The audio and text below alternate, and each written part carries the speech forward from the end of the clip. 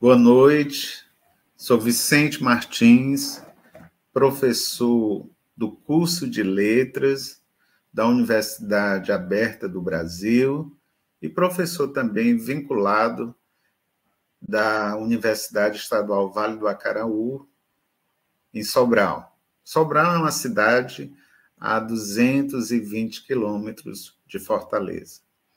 Sejam bem-vindos à disciplina Sintaxe do Português, e o nosso objetivo aqui é ter uma aula dialogada, trazermos questões importantes, iluminadas pela linguística contemporânea. E aí eu começaria colocando aí para vocês e queria saber a percepção de vocês. Vejam aí, não é, a minha estante é bem parecida com a que tem aí. Nós já tivemos cerca de 6, 7 mil livros, ou mais um pouquinho, e uma das grandes preocupações que eu sempre tive foi organizar esse material, né? A ponto de chegar, só vou ter que contratar um profissional para que organize esse material. E a sintaxe, ela é isso também, é a organização da frase, é a organização das estruturas. E eu começo com a provocação, antes de entrar propriamente no conteúdo, e uma reflexão para vocês, inicial, que é uma provocação. Assim como uma estante de livros organiza e classifica o conhecimento como a ferramenta da estrutura gramatical organiza os elementos da linguagem para criar sentido. Então, de alguma maneira, como é que a língua se monta?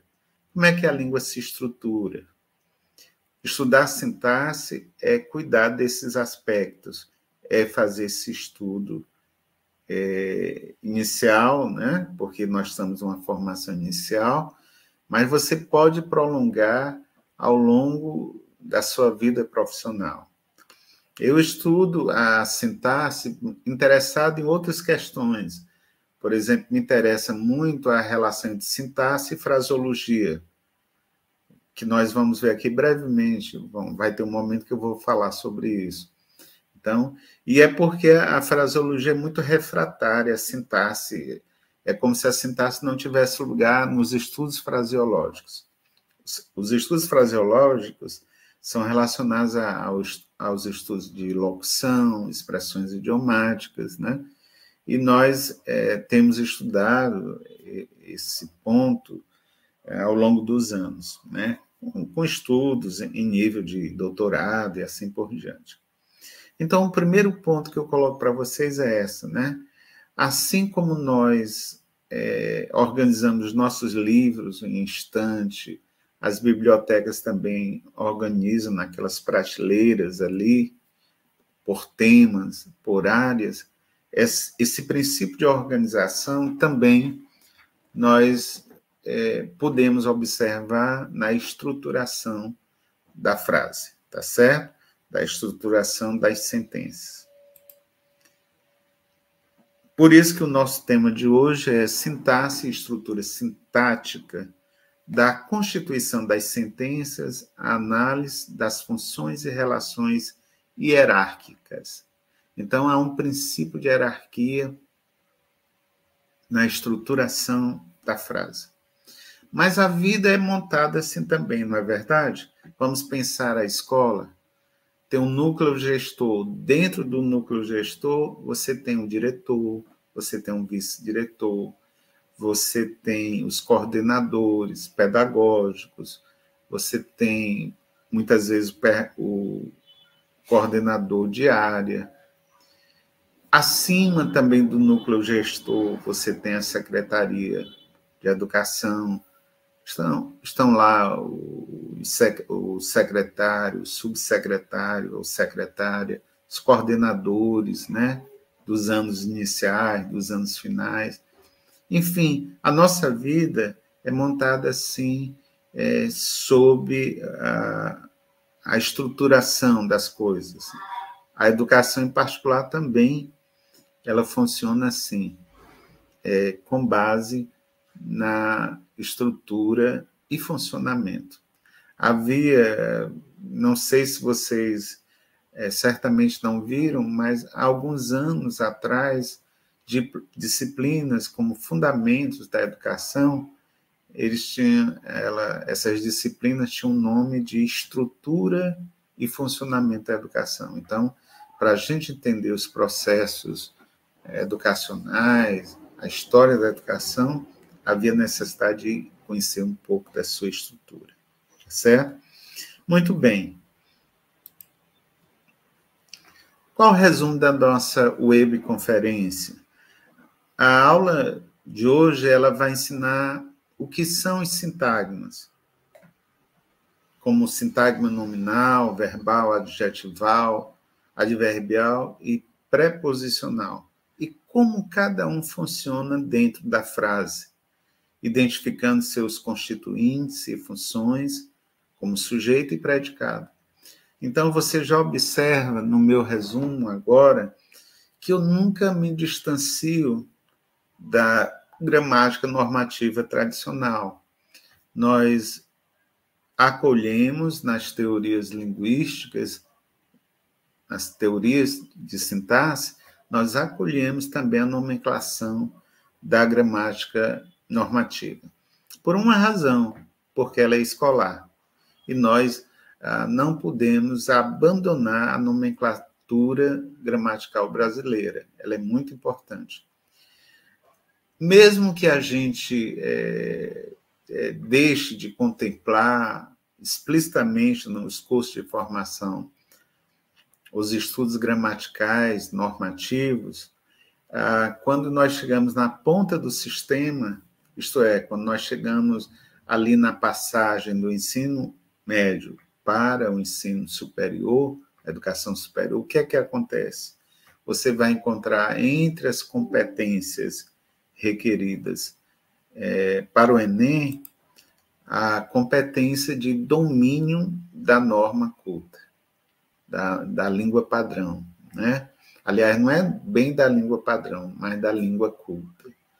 Só que esta língua culta que se cobra, principalmente no momento da redação, é exatamente a língua padrão. Se você cometer, qualquer um concorrente ali, participante, cometer muitos erros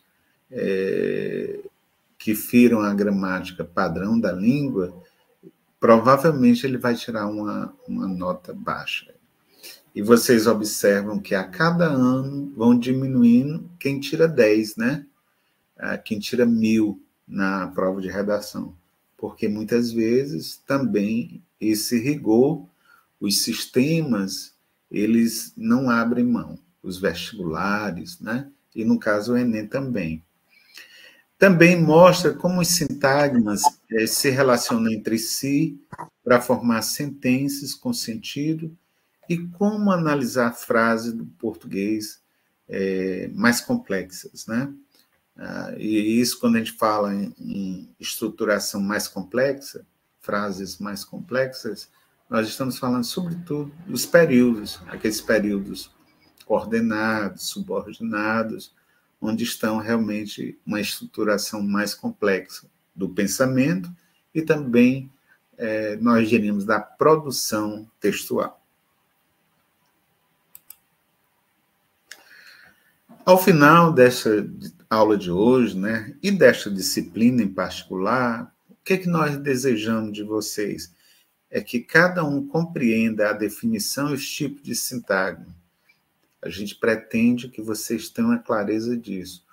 Por isso que nós recomendamos, durante a formação, e disponibilizamos textos, falando, por exemplo, dos constituintes imediatos. Exatamente, os constituintes imediatos, eles participam da estruturação das sentenças. Entre eles estão os sintagmas. Identificar os constituintes de um sintagma e como eles se organizam para formar unidades com funções específicas na frase. Analisar as funções sintáticas dos sintagmas dentro de uma oração, como sujeito, predicado, objeto direto e indireto, os complementos, nominal, adverbial, e os complementos verbais, né? Objeto direto e indireto. Estudar as relações entre os diferentes tipos de sintagmas e como eles se interagem para formar sentido na construção das frases. Então, é muito interessante que os exemplos que nós vamos colocar aqui são exemplos que fazem sentido. Eu me lembro, estudando na educação básica, principalmente embora tenha estudado numa boa escola, uma escola de referência em Fortaleza, Colégio Militar de Fortaleza, que sempre foi tido como uma escola de referência em Fortaleza, muitas vezes eu via exemplos criados ali na hora, e aí não tinha muito sentido. O professor queria, às vezes, mostrar o que era um objeto direto e indireto, e a frase eu achava maluca. E hoje eu compreendo que até didaticamente não se recomenda. Então, a gente sempre precisa analisar a sintaxe pensando que o que nós vamos repassar ou aquilo que nós trazemos para a discussão, para a reflexão, tem algum sentido, né? É o que a BNCC chama de efeitos de sentido. Aplicar os conhecimentos sobre sintagmas na análise sintática de sentenças complexas, reconhecendo seus constituintes e suas funções. Então, são muitos objetivos, mas eles se convergem, né? Há um escoamento entre eles, certo? Então, às vezes a gente coloca objetivos por uma questão didática, mas, na verdade, todos eles participam de um grande objetivo geral, que é te levar à consciência de como a língua se organiza, isto é, como os sistemas linguísticos se organizam através das suas frases, né? O sintagma é de origem francesa e, na verdade, é de origem grega. Sintagma vem do grego. E no grego, que é uma língua clássica, né, antiga, quer dizer, a palavra sintagma quer dizer coisa organizada. Por isso que a ideia de sintaxe também é a mesma. Sintagma e sintaxe praticamente têm a mesma raiz. Sintaxe quer dizer organização, sintagma, coisa organizada. Por isso que a gente vai definir previamente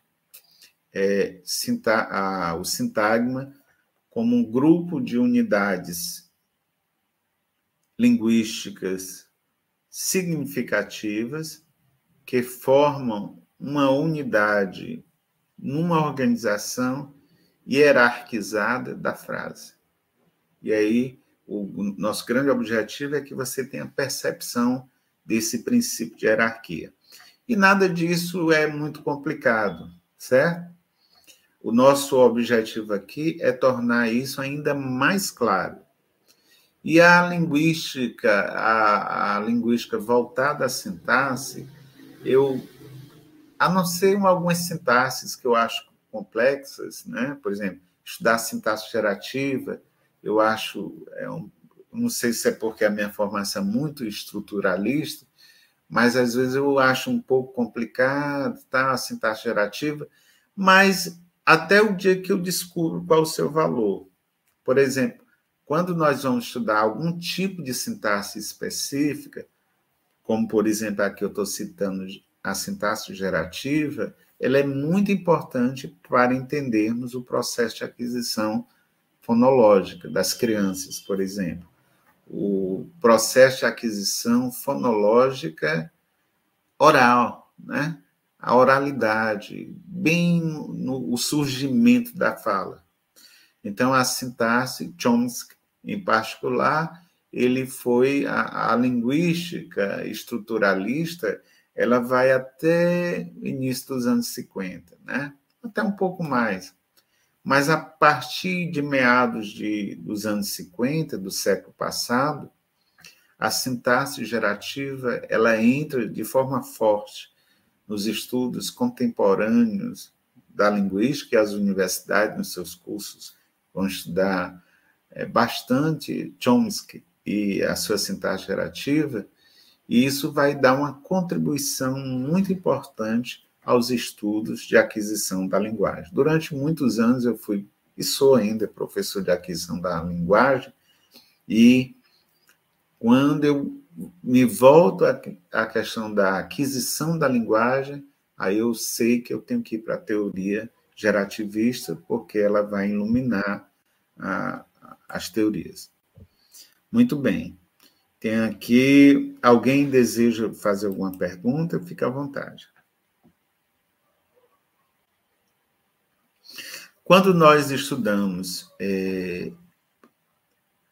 a Cislândia... eu tenho que olhar aqui as mensagens, desculpa. A Cislândia Paixão Aguiar diz assim: professor, você comentou sobre sintaxe gerativa e estruturalista, mas existem outras? Sim, existem muitos modelos, nós chamamos modelos de sintaxe, tá certo? Por exemplo, você tem uma sintaxe minimalista, você tem a sintaxe já no âmbito... Quer dizer, todas as linguísticas têm muito interesse por sintaxe. Por exemplo, a análise do discurso tem muito interesse por sintaxe. Então, os analistas que vão discutir a questão do discurso têm interesse por sintaxe. Por exemplo, os funcionalistas de Crow, por exemplo, também tem muito interesse em sintaxe, porque a sintaxe é a essência da língua, né? Então, a essência da língua não está na palavra. Eu até defendo a primazia do léxico no estudo linguístico, nos estudos linguísticos, mas a grande contribuição para os estudos linguísticos são de ordem frasal, né? Nesse campo frasal das combinações. E aí, praticamente, quando você vai examinar a linguística enunciativa, aí tem o que se explica lá, tem um fundo de sintaxe. Por isso que essa base aqui, sintagmática, ela é muito importante para entender as linguísticas. Então, vou estudar linguística textual. Não tem saída, tem que ter conhecimento de sintaxe. Então, qualquer linguística, ela pode até receber nomenclações diferentes.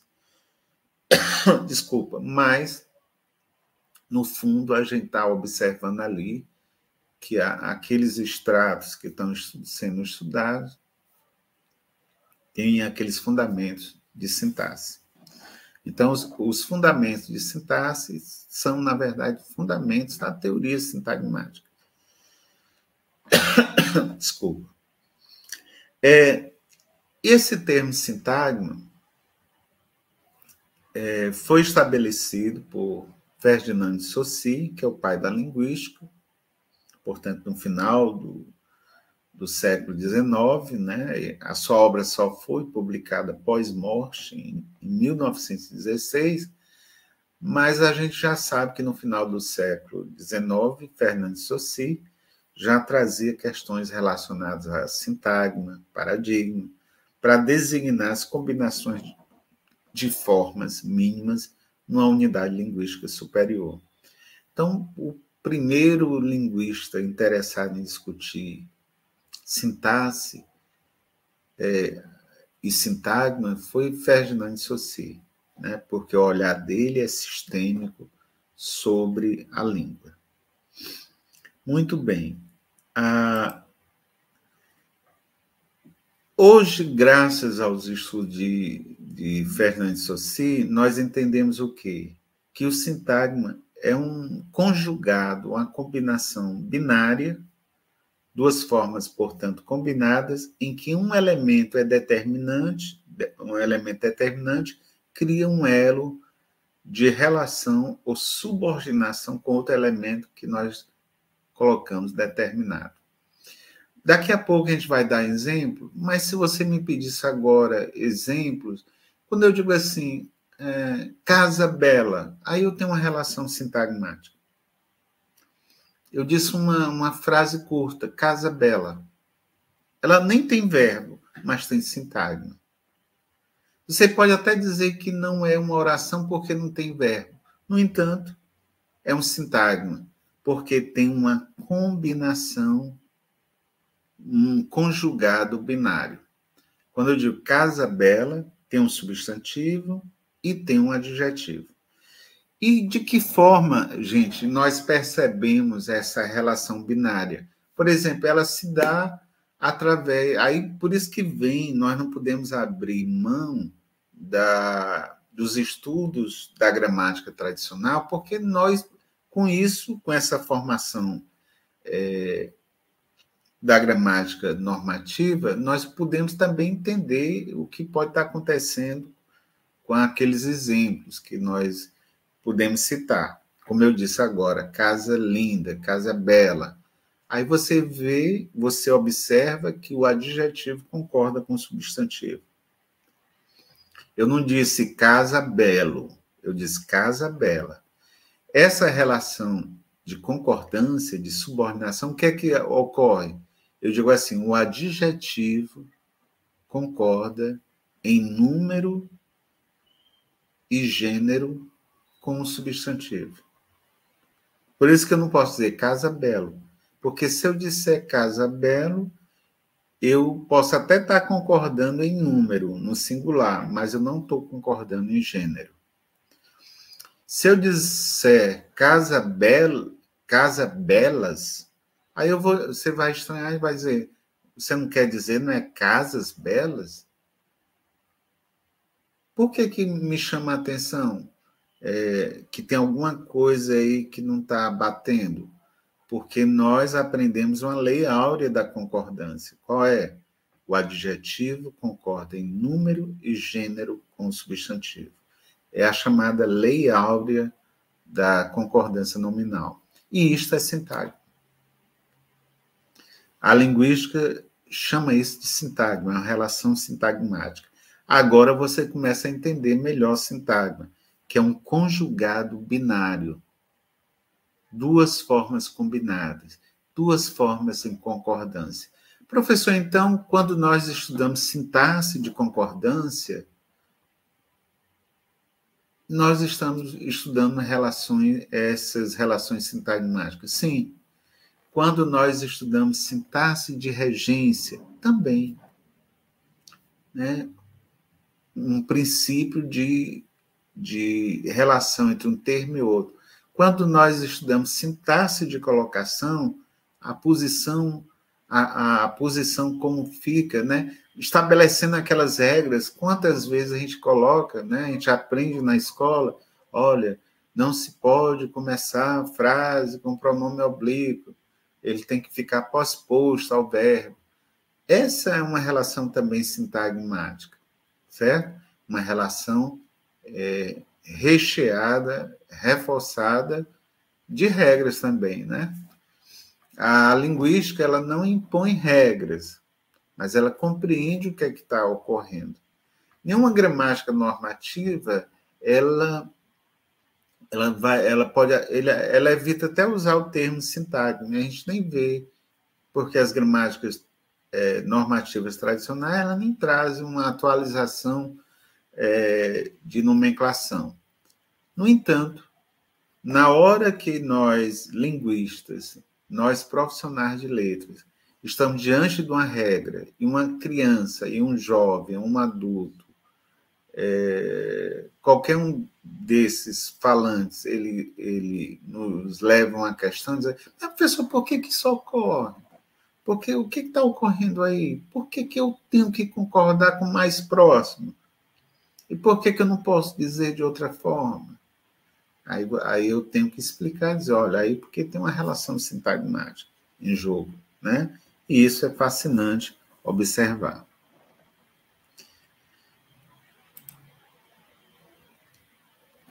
Então, o Ferdinand Saussure, no curso de Linguística Geral, que eu não gosto de usar o termo, mas entendo Bíblia aqui no sentido minúsculo, né? o B minúsculo. Né? Eu tenho reverência muito grande à Bíblia.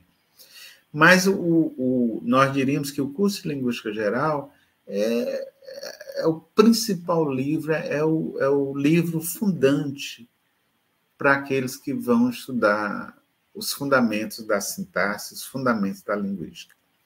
E foi Ferdinand de Saussure que viu esse nível sintagmático em várias estruturas da língua. Por exemplo, ele considera que há uma relação sintagmática num verbo como reler. O que é reler? Não é ler novamente?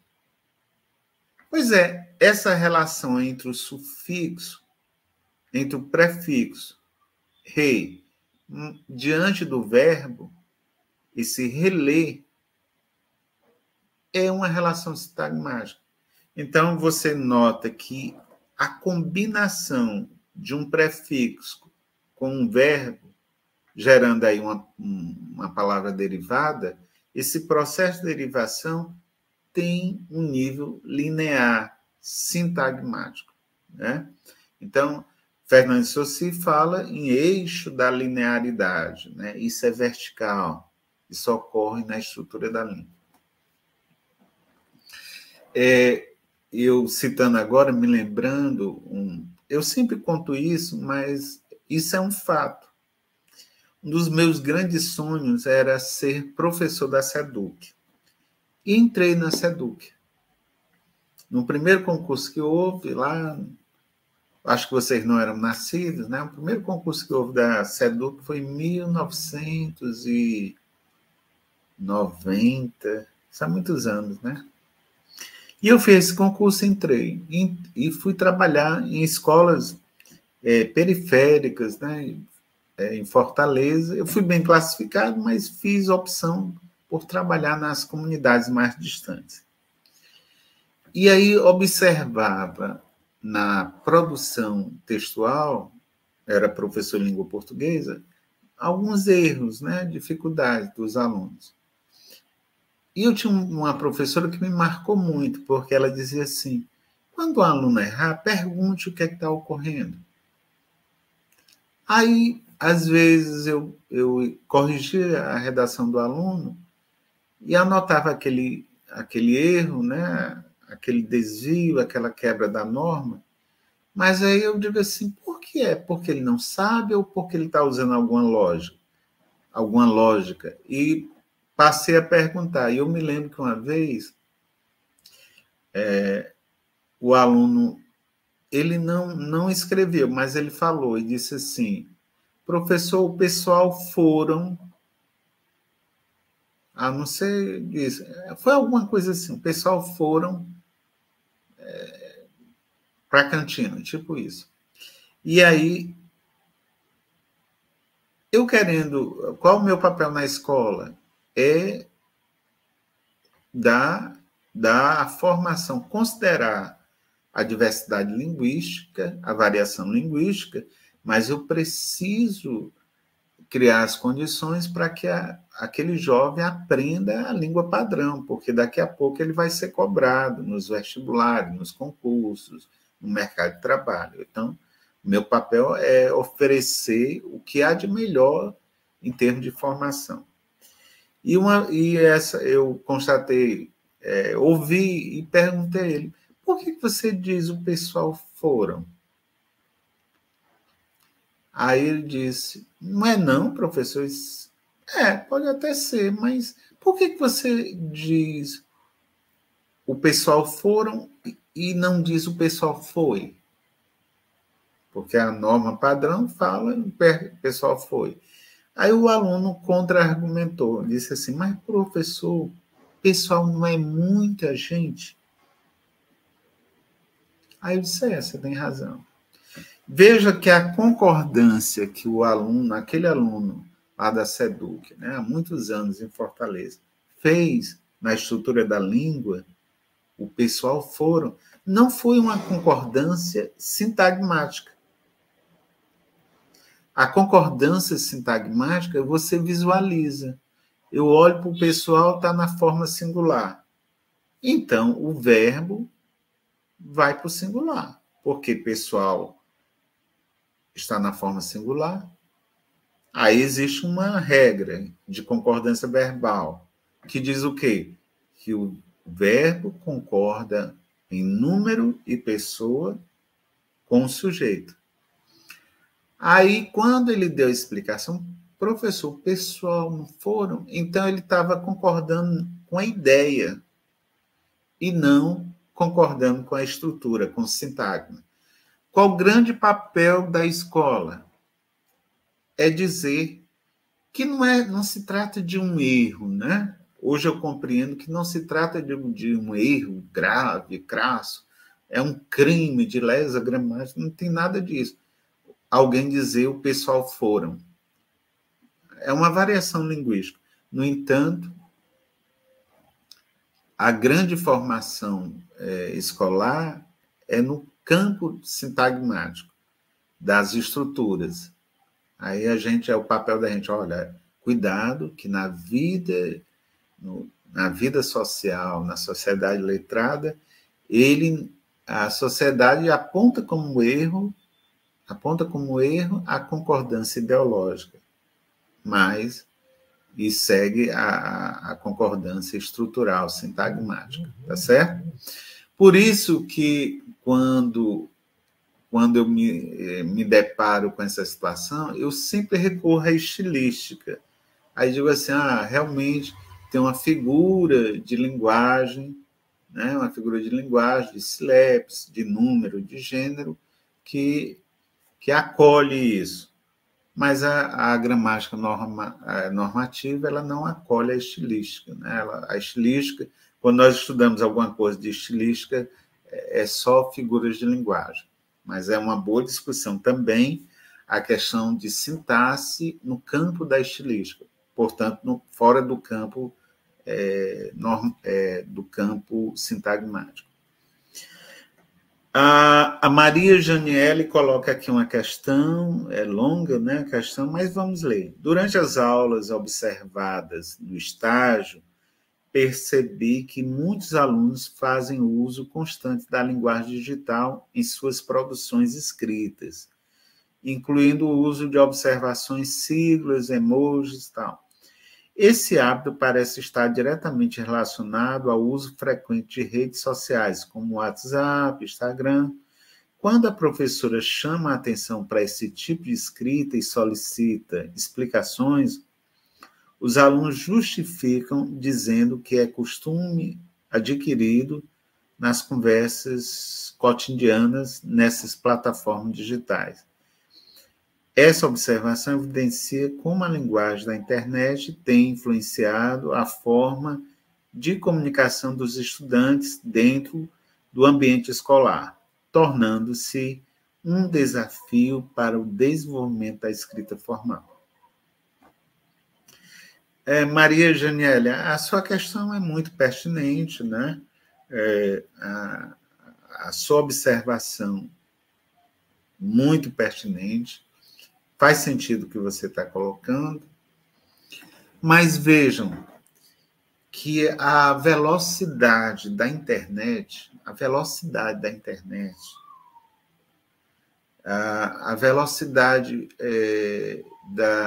do capitalismo global é uma velocidade que a escola não acompanhou. Concorda? Enquanto a gente está no campo das plataformas digitais, da própria IA, a gente está nesse campo já. Ontem eu conversava com um ex-aluno que é médico e ele me submeteu um texto, um relatório, e dizia assim, mas professor, está aí o relatório, eu tive que ir para a IA para evitar cometer algum erro. Então, veja bem, a IA permite que você até erre menos, né? Do ponto de vista de estrutura gramatical, de hierarquia gramatical.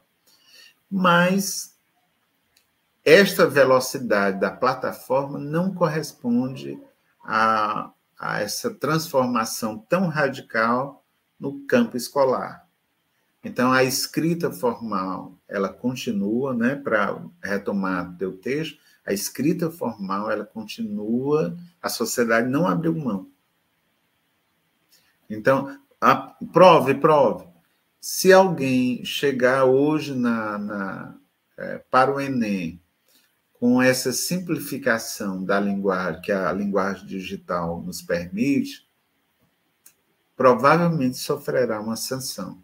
Por que sofrerá uma sanção? Porque no edital já diz claramente que ele não abre mão das convenções ortográficas, não abre mão da sintaxe, não abre mão da morfologia, ele não abre mão do mundo gramatical, tá certo?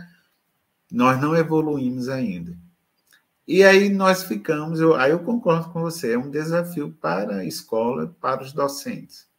Como respeitar essa diversidade digital, que é muito rica, né? Ela é extremamente rica, e criar alguma compatibilidade ou aproximação com esse ensino mais convencionalizado da língua, porque a sociedade não abriu mão. Então, se você comete um erro ortográfico, sofre sanção. Sofre sanção no Enem. No edital de 2025, no edital de 2026, 2027. Então, a sociedade é muito conservadora, ou, se não conservadora, marcada ainda de convenções, né? E isso é uma reflexão também importante. O Diogo Rocha coloca, vocês podem abrir o microfone, viu? Contribuo também com a concepção de que precisamos fazer a distinção entre a norma padrão e a norma culta, pois são distintas. Concordo. Então, a questão... você teria uma sintaxe no âmbito da norma padrão, que é muito castiça, que é muito normativa, né? E a norma culta, muitas vezes, ela dá uma aliviada, né? A norma culta, eu não consigo, mesmo que eu conheça relativamente a norma padrão, eu não consigo o tempo inteiro falar ou escrever na norma padrão. Então, imagina aquela situação. Um dia, eu vou até dar um exemplo, né? Não foi agora, mas um dia desse, lá na universidade, eu cheguei fui pedir um café, aí eu cheguei, mas foi intencional, foi um experimento. Aí eu disse assim: dei-me um café. Aí o atendente já olhou para mim: dei-me um café? Quer dizer, eu estava usando a norma padrão, mas nem ninguém acha estranho. Eu acho que ele olhou para mim e disse assim: de onde ele veio? Dei-me. Porque o normal é a gente não usar ênfase, mas usar a própolis. Não é verdade? A gente chega assim: me dê um café aí todo mundo entende. E isso é extremamente importante em se tratando de reflexão. Eu já contei para vocês aqui, levemente, mas eu tive o prazer, né, de ser amigo da escritora Raquel de Queiroz. E aí eu me lembro que uma vez nós estávamos, que ela era jornalista, né? Para quem não sabe, é grande escritora, mas tinha um salário também como jornalista, era do jornal Povo. E eu trabalhava também em outra empresa de jornal. E uma vez eu estava ao lado dela, quer dizer, de repente você está ao lado ali da escritora, né? Por que não perguntar coisas curiosas sobre ela? E eu perguntei a Raquel, Raquel, porque toda crônica... Ela sabia que eu era professor de português, eu já era formado em letras. Aí, isso foi nos anos 80, né? Final dos anos 80, em Fortaleza. E eu disse: Raquel, por que você começa suas frases com pronome oblíquo, seus períodos com pronome oblíquo? Quer dizer, por que você fere a gramática normativa? Resposta de Raquel na minha cara, assim. Ela olhou para mim e disse: sabe por que é? Porque eu quero. Eu quero. Eu quero subverter a gramática. Eu não quero seguir a ênclise nisso. Eu acho feio, eu acho anacrônico, fora de tempo. Então, muitas vezes os escritores quebram a norma padrão para dizer, para mim, a escolha que eu faço é me dê o café. Eu faço essa escolha pela própolis e eu não deixo de ser culta, porque eu sou uma pessoa credenciada, eu sou escritora, eu sou professor, eu sou falante da língua, da minha língua, então eu tenho as credenciais para dar a minha norma padrão, né? A minha norma culta, tá certo? Pois não, o Diogo Rocha, pois não, Diogo, pode, desculpa, pois não, Diogo. Professor, boa noite aos colegas aqui presentes. Era só para contribuir, né, com a discussão, no sentido de que, por exemplo, você falou do Enem, né, que se solicita, né, a questão da norma padrão, sobretudo na escrita da redação, e aí me chama a atenção também a escrita de outros textos, né, em outros exames. Recentemente, mas não tão recente assim, não esse ano, né? Mas assim, eu trabalho em uma escola de ensino médio em que os alunos se preparam para fazer redação do Enem e redação de outros vestibulares, como da UES. Na UES, um dos meus alunos optou por elaborar uma carta, né? Porque, para quem não sabe, o modelo de vestibular da UES, eles pedem que o aluno escolha, dentre os gêneros apresentados, um para que ele escreva.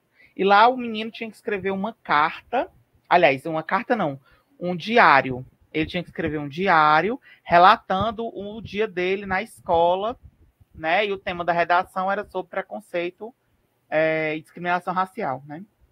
E aí lá eles exigiam que o aluno escrevesse o texto na modalidade padrão da língua portuguesa. Meu aluno de 60 pontos, que é o máximo, tirou 59 porque esqueceu uma crase. Então, assim, como é que o menino escreve um diário na norma padrão? Porque ninguém escreve diário na norma padrão. Aí, assim, fica o paradoxo, né? Pede para que o aluno escreva um gênero que de uma certa maneira, de modo geral, né? Não se usa a norma padrão, porque você usa até palavras coloquiais, né, e tal, termos mais informais, aí já não usa nem a norma culta, usa mesmo a informalidade da língua, e exige a questão da norma padrão por ser um certame, né? Então, fica essa reflexão, quando o senhor falou da redação do Enem, me lembrei do fato do aluno que escreveu lá a redação da UES. Foi muito bom o texto dele, muito dentro do padrão, do gênero exigido, com conteúdo muito bom, mas perdeu o ponto e não foi classificado no curso que ele queria, porque esqueceu uma crase. Infelizmente, essa sua observação, né, essa queixa do aluno, é frequente, isso, né? É frequente, passa a ser uma barreira. Há muitos anos eu criei um curso, né, mas durou pouco tempo, porque eu não tinha tempo, eu achei que ia ser viável, mas não tive tempo, que era um curso de redação em Sobral.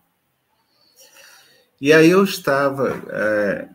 passei a ter alunos que eram alunos excelentes, mas eles não conseguiam passar no vestibular. Não é que eles não fossem aprovados, eles conseguiam até passar, mas não classificados.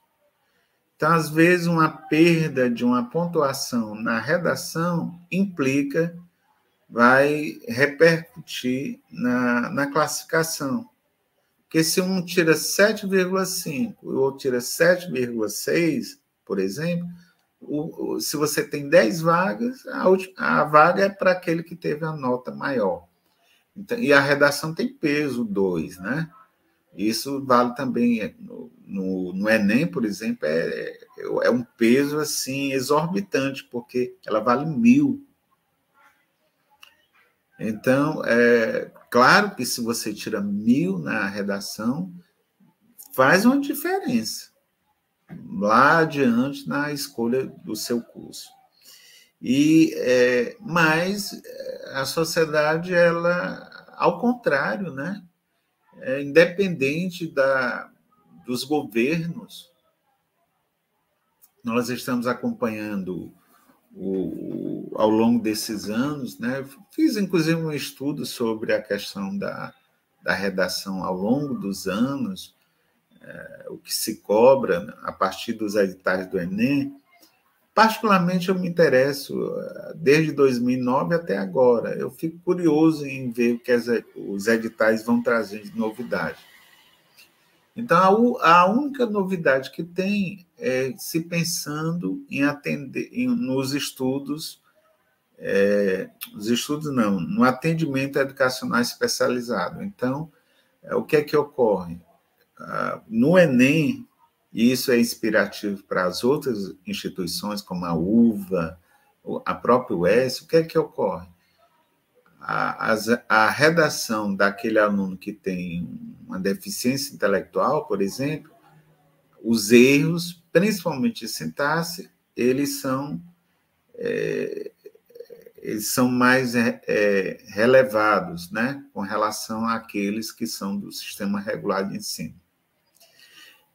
Já é alguma coisa, mas independente do atendimento educacional especializado, historicamente nós temos dificuldade de entender muitas regras da norma padrão. E a sociedade não abre, né? Não abre mão. São os cartórios, são as petições em nível... São as instituições.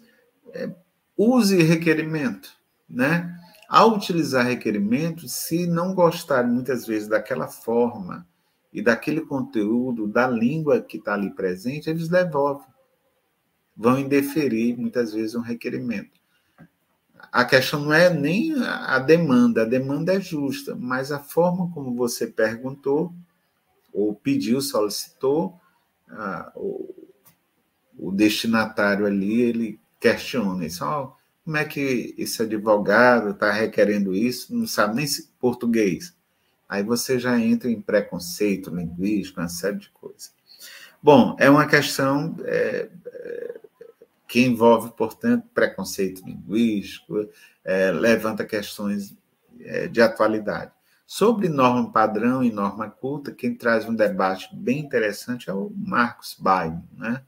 Marcos Baim tem estudos, inclusive, sobre norma padrão e norma culta, esses conceitos, eles são bem interessantes. O Fernando Saussure, ele, além de reler, ele chama a atenção, por exemplo, que a sintagma contra todos, uma expressão como contra todos, a vida humana, aí você tem relações, né? Você não diz a vida humano, você diz a vida humana. Então, humana concorda com vida, que é substantivo. A vida, ninguém diz o vida. Então, você nota que essas relações de concordância são relações, no fundo, sintagmáticas. São binárias, são relações que estão considerando o determinante e o determinado. Por exemplo, em a vida humana, você tem vida, que é o substantivo, ele tende a ser o determinado. E ao redor dele, gravitando em torno dele, você tem adjetivo, tem artigo, a que nós chamamos determinantes. Então, são os determinantes, nessa relação sintagmática, que vão concordar com o substantivo. Professor, então, as leis de sintaxe, as regras de sintaxe de concordância, de sintaxe de regência e sintaxe de colocação, estão levando sempre em conta essas relações sintagmáticas? Sim.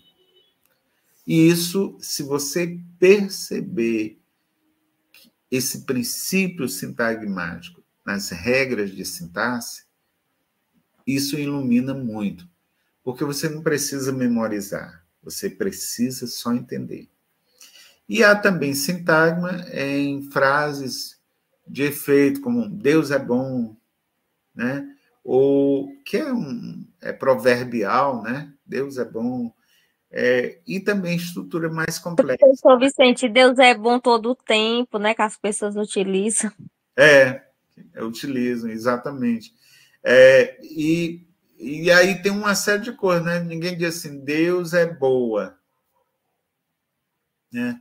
Então, são formas cristalizadas também. Eu digo, Deus é bom e é imexível, né? A gente tem de dizer assim, é bom Deus. A gente chama formas cristalizadas.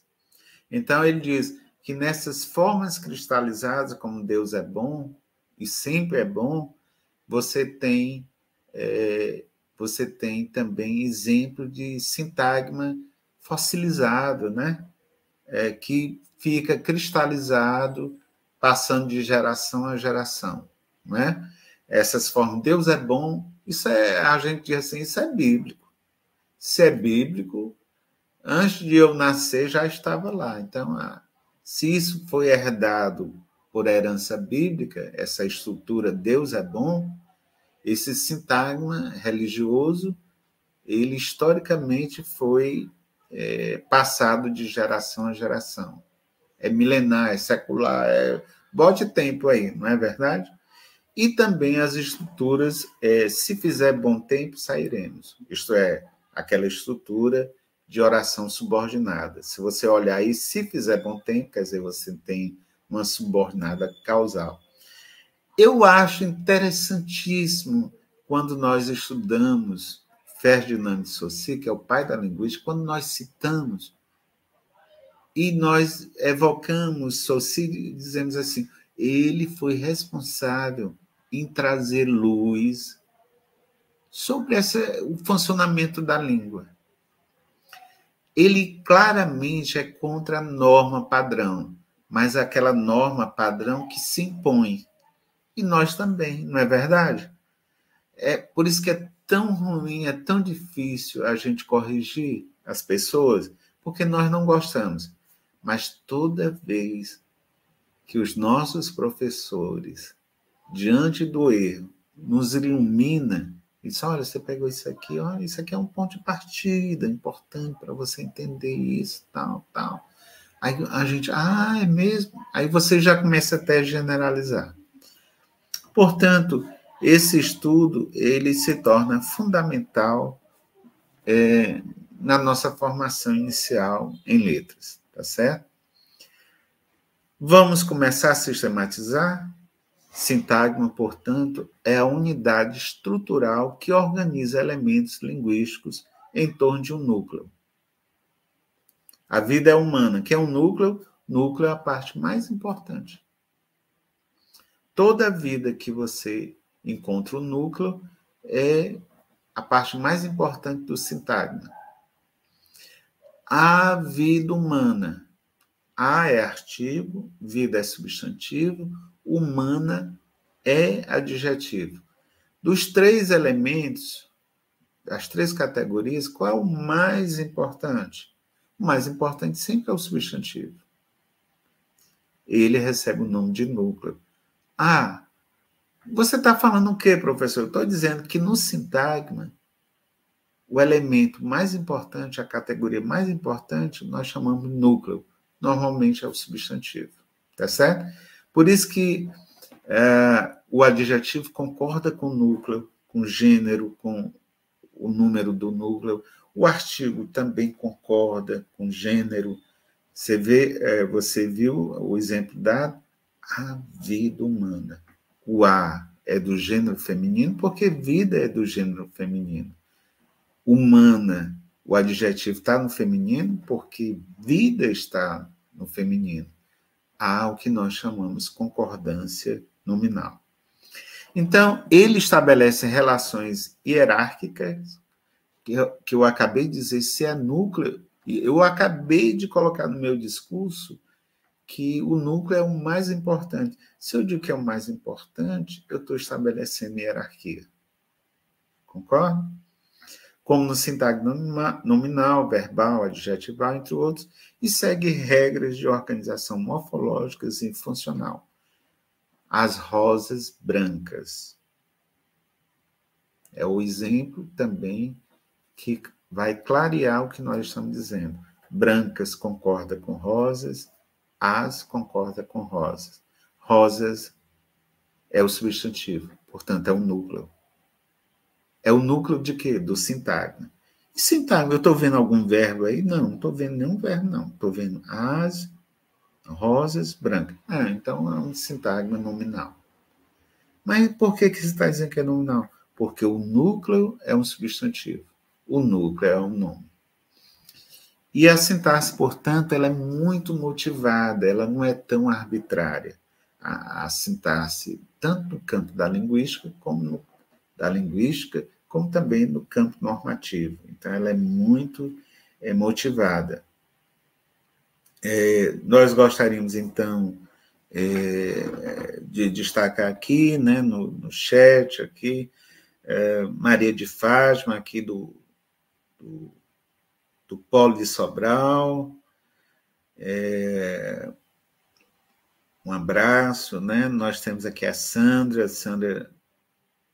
Madeira de Souza Silva, o Germano Moraes aqui está destacando que lembrei da frase vamos embora em boa hora, vamos embora, isso. Então, essa parte sintagmática, Germano, é muito interessante porque com ela, eu concordo com você, você também estuda a evolução da língua, a evolução da estrutura frasal, né? Então, a frase, olha o que o Germano colocou para nós aí, a lembrança. A frase inicial, o sintagma inicial, era em nível oracional bem grande. Vamos em boa hora. Aí foi encurtado. O sintagma grande oracional passou agora, vamos embora. Aí foi encurtando. Vambora. Bora. Bó. Então, quando diga assim, bó logo, macho. Bó logo, rapaz. Bó. É uma redução tão radical, concorda? Que o bó, que nós chamamos, é bem cearense. Bó logo, né? Bó logo, macho. Bó logo, bó. Bó, bó. Então, esse bó é de vamos embora. É uma evolução que começou na estrutura sintagmática. Então, o sintagma, ele evolui. E isso nós chamamos, essas transformações, né, já pertence ao campo, por exemplo, a outro campo da linguística, que é a história da língua, é a linguística histórica. Portanto, a linguística histórica, ela depende dos fundamentos da sintaxe, para a gente compreender como uma frase, um sintagma oracional se transformou num sintagma tão curto como o bó, que ficou só silábico. Fernando Saussure tem razão, porque ele observou que existe sintagma dentro da própria palavra. Então, dentro da própria palavra, relê, que foi o exemplo que eu dei, tem sintagma, porque tem re e lê. Em vambora, tem vamos em boa hora. Aí foi condensando, até ficar só a sílaba tônica, bó, né? Vamos, bó. Isso aí na história, na linguística histórica, nós chamamos de lei da persistência da sílaba tônica. Então, nesses fenômenos de transformação e evolução da língua, as leis fonéticas, elas vão se afirmando, né? A gente vai atestando isso aí. Então, a estrutura gramatical, essa noção é muito importante. Por isso que vocês fizeram disciplina anterior de fonética, morfologia, ela é muito importante para a gente compreender toda essa questão de sintaxe, né? A sintaxe aqui é um coroamento das disciplinas anteriores. É um momento assim de escoamento. Então, nessa estrutura gramatical, como é importante a gente entender os morfemas. Em relê, você tem 2 morfemas, né? Tem um lê, que é um morfema livre, verbo, e o re, você tem um prefixo, também é considerado morfema. Por isso que nessa relação sintagmática, você já começa a dar nomes aos bois, né? Por exemplo, em relê, antes era ler, aí de repente passou a reler. Aí você diz assim, que reler é um verbo derivado por prefixação. Então você vai criando, portanto, essas possibilidades. Então, a noção de palavras, a noção de sintagma, orações são tipos de unidades portadoras de significado. Então, tudo isso é em prol da compreensão da língua, em prol dos efeitos de sentido que a língua pode promover. Observe aí a frase, e eu quero agora a resposta de vocês. O avião pousou suavemente. Olha aí a imagem aí. O avião pousou suavemente. Me respondam, por gentileza. Como é que vocês estão observando a estrutura desta frase? O que é que vocês estão vendo?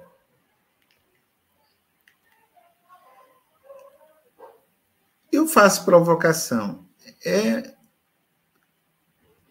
uma oração? Isso que tem aí? O avião pousou suavemente. O que é que vocês acham? É uma oração? Eu acho que sim, professor, que tem substantivo, tem verbo, tem adjetivo. Então, na hora que você identifica elementos gramaticais, tudo está indicando que se trata de uma oração. Tá certo? Se tem verbo, tem oração. Porque toda oração ela é marcada pela presença de verbo. Por isso que eu digo assim, o avião grande. Você não tem oração, mas tem frase. Agora eu digo, o avião pousou suavemente. Eu tenho frase, porque tem efeito de sentido, eu compreendo, e tem oração, porque eu tenho verbo. Por isso que esse momento que eu estou diante da frase, digo assim, o avião pousou suavemente, e faço o reconhecimento das categorias gramaticais que estão aí, é um passo importante para reconhecer o sintagma. Bom, se eu tenho o avião pousou suavemente, eu tenho um sintagma, porque eu tenho uma estrutura. Olha como é fascinante. Onde há estrutura, há sintagma. Que tipo de sintagma é esse? É um sintagma oracional. Por que eu digo que é oracional, professor? Porque ele tem verbo. E onde é que está o verbo? Pousou. Aí, veja bem como é fascinante para a gente entender a sintaxe tradicional.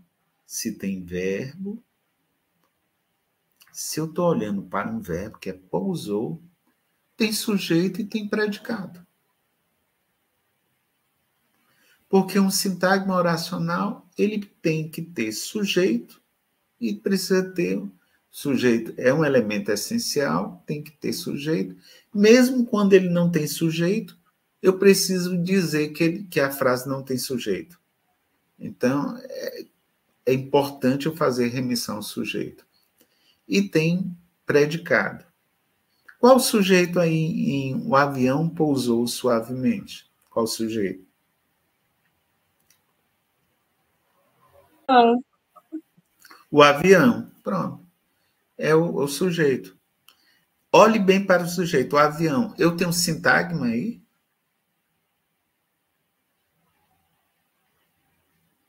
O que é que vocês acham? Eu tenho um sintagma aí? Sim ou não? Substantivo? Eu tenho um sintagma aí, né? Por que eu tenho um sintagma? Porque eu tenho uma combinação aí. Eu tenho um artigo e tenho um substantivo. Não é verdade? Se eu tenho um artigo e um substantivo, o que é o mais importante? É o artigo e hierarquia. Ó. O que é o mais importante? O que é o mais importante? É o artigo ou o substantivo? O substantivo. Se é o substantivo, o sintagma é nominal.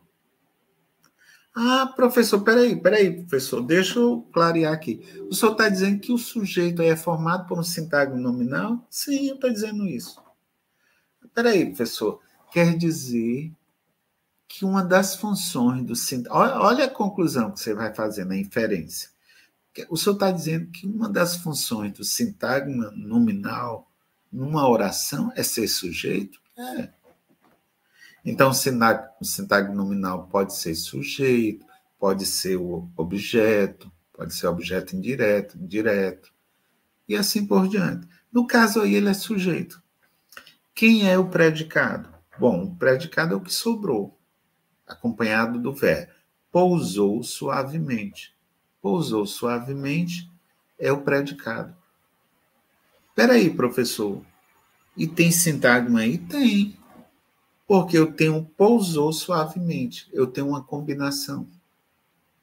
Espera aí, professor. Então, verbo mais o advérbio suavemente forma sintagma? Sim, sim.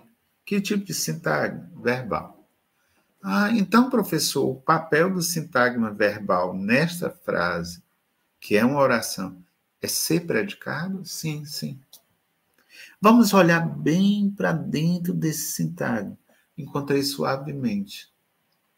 Espera aí, professor, suavemente é advérbio, que faz parte lá do sintagma verbal.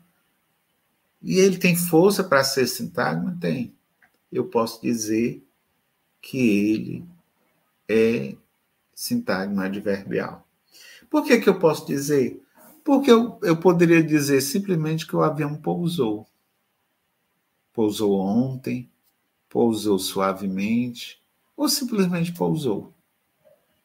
O verbo pousar é intransitivo, não requer complemento. Mas, complemento, objeto direto ou indireto. Mas é interessante das circunstâncias. Ele pousou bem, pousou suavemente, pousou ontem, pousou dentro do horário. Então, suavemente tem um papel importante. No caso aí, representado pelo advérbio suavemente, passa a ser também um sintagma adverbial. Professor, então, em avião, peraí, vamos recapitular. Em um avião pousou suavemente. Eu tenho uma oração que forma um sintagma oracional. Dentro dessa oração, eu tenho um sujeito, o avião, que forma um sintagma nominal. E dentro do pousou suavemente, eu tenho um sintagma verbal. E dentro do sintagma verbal, eu tenho suavemente, que forma um sintagma adverbial. Espera aí, professor, então nós temos diversos tipos de sintagma? Sim, sim.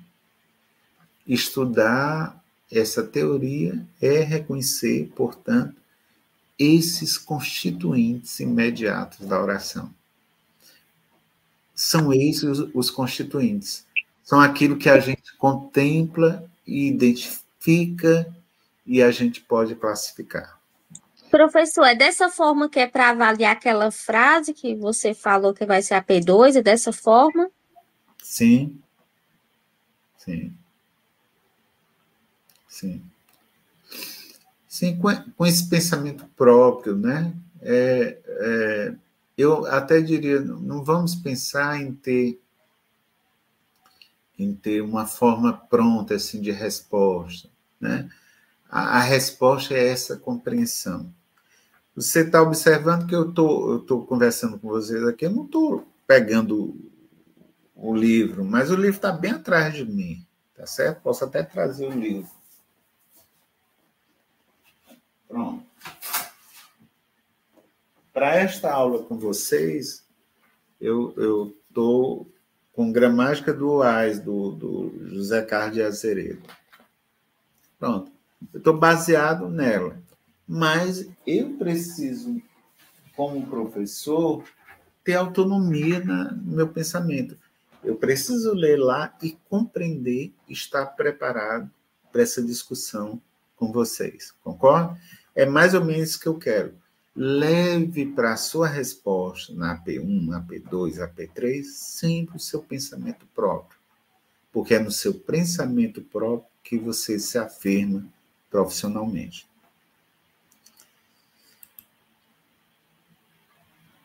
Bom, já estamos caminhando para o final, né? Tem muita coisa, mas evidentemente nós não vamos esgotar tudo aqui. Há, portanto, uma hierarquia da estrutura gramatical. Esta hierarquia se chama sintagma. Vocês lembram quando no início da nossa aula de hoje eu falava que sintagma vem do grego?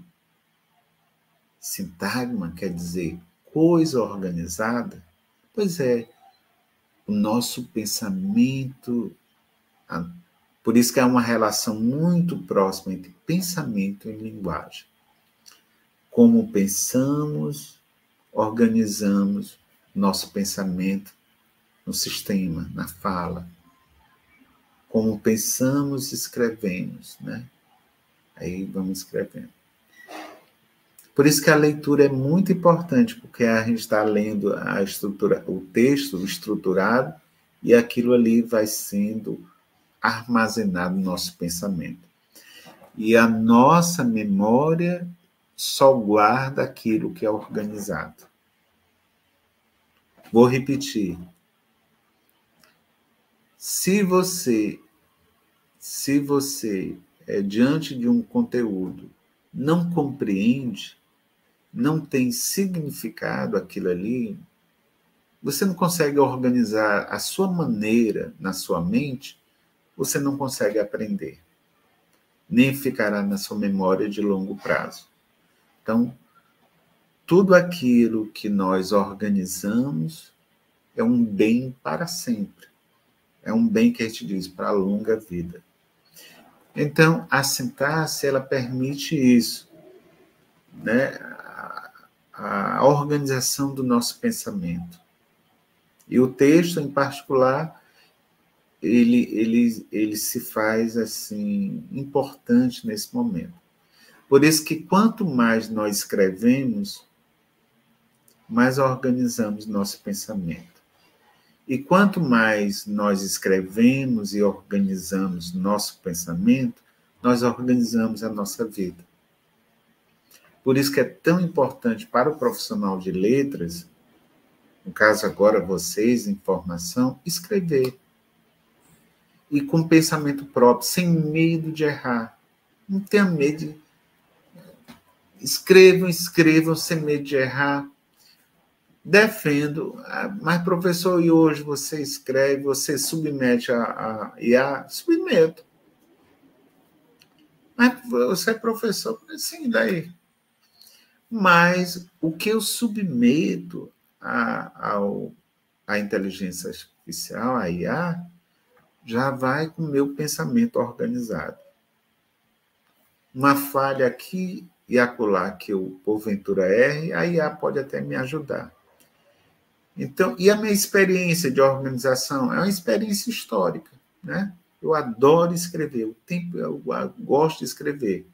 E acho que a forma da gente escrever e ter legibilidade, isto é, que o outro entenda o que a gente escreve, já é um esforço sintático importante. Quando nós entregamos um texto ao outro, ele não entende, no fundo, o que ele não entende é a sintaxe.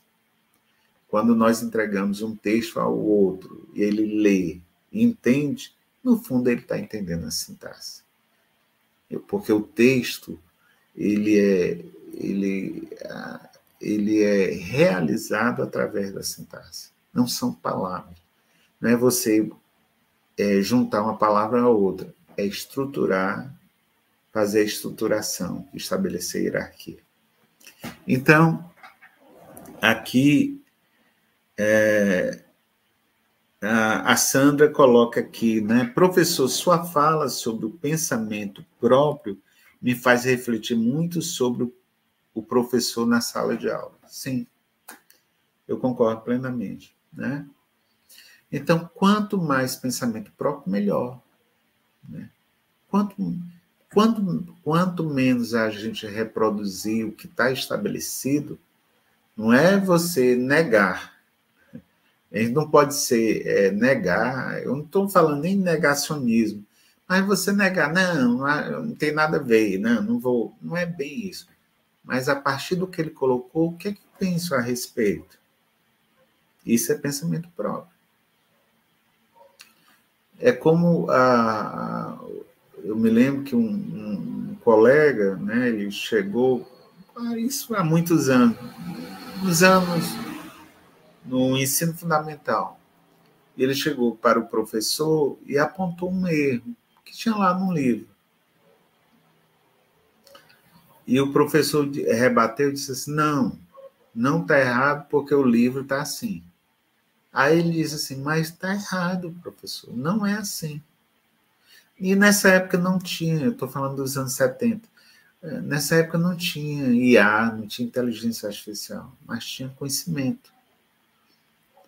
E aí depois o professor chegou, você tinha razão, realmente eu consultei a enciclopédia, a gramática, não sei o que, você estava certo. Então aquele aluno rebateu, refutou isso, mesmo estando no livro, eu não concordo, eu tenho minhas restrições. Então nem tudo que está na obra didática você pode reproduzir, faz sentido. Você deve refinar e com seu pensamento próprio, você seleciona aquilo que é pertinente. Ora, a aula de hoje, com base naquele livro, eu elaborei, do Azeredo, eu elaborei. Mas as frases eu escolhi e são frases que permitem que eu faça uma discussão com vocês. Então, eu tenho que criar as condições objetivas para que haja aprendizagem o tempo inteiro. E aí, para finalizar, para não me alongar mais, né? Estas noites passam lentamente. Nós temos aí um grande sintagma? Tem. Por quê, professor? Bom, porque eu estou reconhecendo que tem estas noites passam lentamente. Eu estou vendo até um verbo aqui, estou vendo uma oração. Quando eu me deparo com o verbo, me deparo com a oração. Quando eu me deparo com a oração, estou diante do sintagma. Estou diante do sintagma porque há uma hierarquia. Preciso desvelar essa hierarquia. Espera aí, estas noites passam lentamente. Para você observar também a hierarquia, recorra à tradição escolar. Eu não abandono, já disse a noite inteira aqui para vocês, que eu não abandono aquilo que eu aprendi na escola. Eu valorizo, eu aplico isso melhor. Por exemplo, para você descobrir os sintagmas, converse com o verbo. Quem ou que passam lentamente estas noites? Espera aí, estas noites é o sujeito? Então tem um sintagma. Passam lentamente é o predicado? Então é sintagma. Prove, professor, prove. Aí eu vou olhar, estas noites, que é o sujeito. Peraí, noites, estas é pronome e noites é substantivo. O que é mais importante, gente? É o pronome ou o substantivo? Quem me responde? Quem é mais importante? É o pronome estas ou o substantivo noites?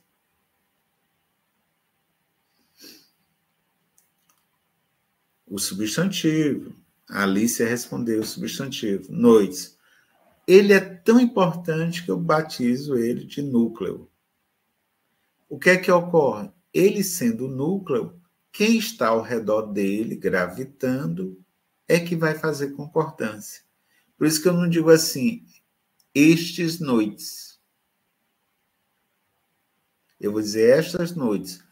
Estas está no gênero feminino porque noite é feminino. E está no plural porque noites está no plural. Isso é o princípio, portanto, do sintagma.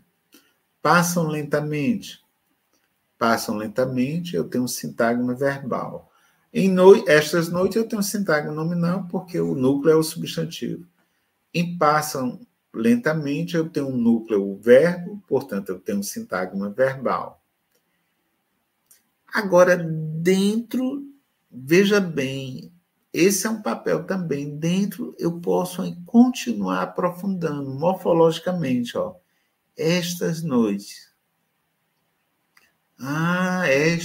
Esta é a desinência de gênero, o S é desinência de plural, este é a raiz ou radical, noites, ó. Noites eu tenho radical, o E é vogal temática. É interessante.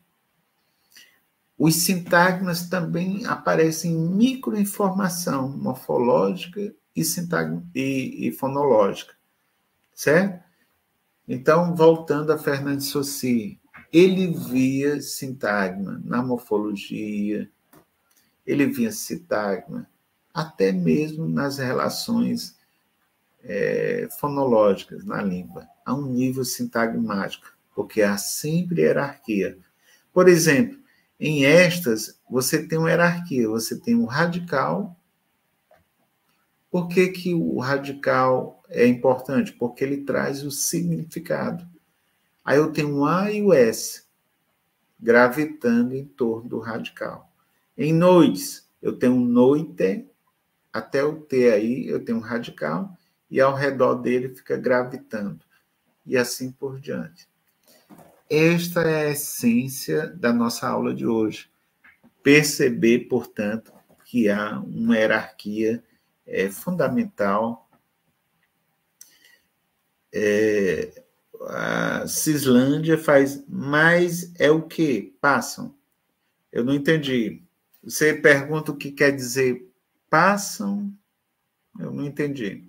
Ou quer saber o que é passam? Oi, professor. Oi, é o Mzinho aí. Tem o passa, aí tem o A, que é a vogal temática, o M, que eu fiquei em dúvida. Muito bem. O M a gente chama de desinência, né? Vejam bem, Cislândia, se eu dissesse assim, estas noites passa, você ia me corrigir. Você dizer, não, professor, não é passa, não. Não é estas noites. O verbo precisa concordar com o sujeito. O sujeito é estas noites. Aí esse M é o quê? Ora, esse M, se eu tirar esse M, fica no singular o verbo. E não vai concordar com o sujeito. E é papel do verbo concordar com o sujeito. Mas se eu colocar o M, essa desinência, eu estarei concordando com o sujeito. Por isso que eu chamo essa desinência de número pessoal. Não é fascinante? Porque o número, porque está no plural.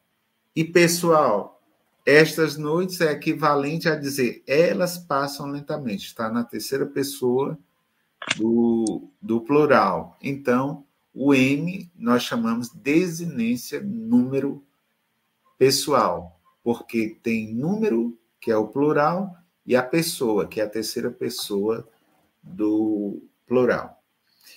Isso simplesmente é fascinante. A gente pode aprender isso sem precisar decorar. Concorda? Se você entendeu, não precisa decorar. Eu fico olhando, levo o princípio do sintagma. Estou aqui, peraí. O professor disse hoje que tudo tem hierarquia, tudo tem estrutura. Já estou vendo aqui uma estrutura oracional. E vou quebrando ela até o M. Não foi fascinante? Porque na hora que a Cislândia perguntou sobre o M de pássaro, ela foi lá numa unidadezinha bem pequena desta hierarquia, que é o M. Esse M, morfologicamente, tem um papel, é uma desinência, certo? Não está no plano sintático diretamente, mas a morfologia é solidária com os princípios sintáticos. Ela que vai, dentro do funcionamento da língua, promover as relações de concordância verbal, por exemplo. Muito bem. Mirlânia, quer perguntar alguma coisa?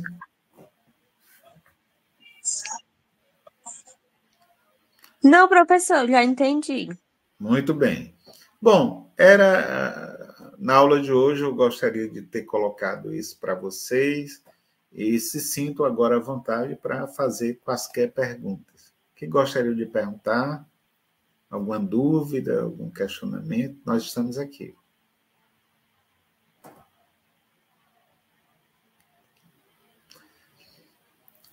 Não tendo mais perguntas, né? Espero que tenham gostado da aula.